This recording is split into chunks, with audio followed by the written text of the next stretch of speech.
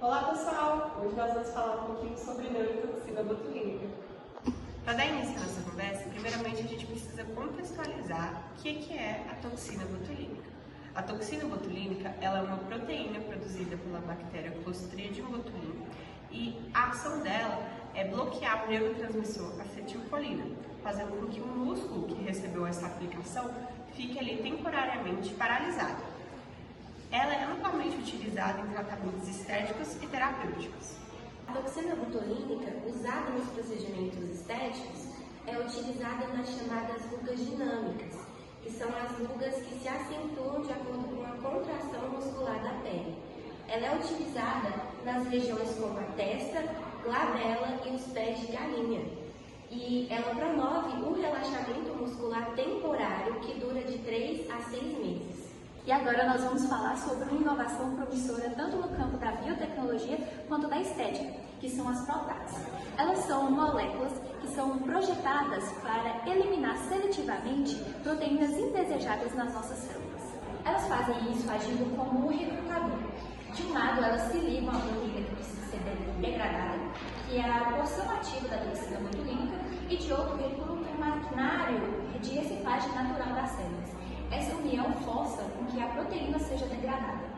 Continuando falando sobre as proteínas, elas vão trazer uma maior segurança aos pacientes que irão utilizar, visto que elas irão atuar onde realmente é necessário, dessa forma evitando possíveis efeitos colaterais e complicações. Além disso, como as proteínas elas podem modular a toxina, os profissionais eles têm um melhor controle de como vão aplicar em cada paciente, visando o resultado adequado para cada paciente.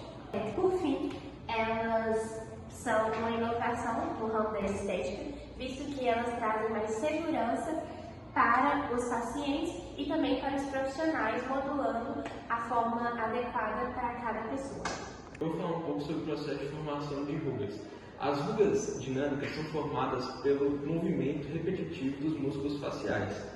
Elas não são visíveis quando o rosto está em repouso. No entanto, se esses movimentos forem muito repetitivos, elas podem se tornar visíveis mesmo quando o rosto está em repouso. Se elas não forem tratadas ao longo do tempo, isso pode causar um aprofundamento das rugas. Já as rugas estáticas são aquelas que são visíveis mesmo quando o rosto está em repouso. E isso é um reflexo do envelhecimento, da perca de colágeno, da exposição ao sol, do tabagismo e de outros fatores genéticos e ambientais. Novamente, se não for tratado com o tempo, a tendência é que as rugas se aprofundem.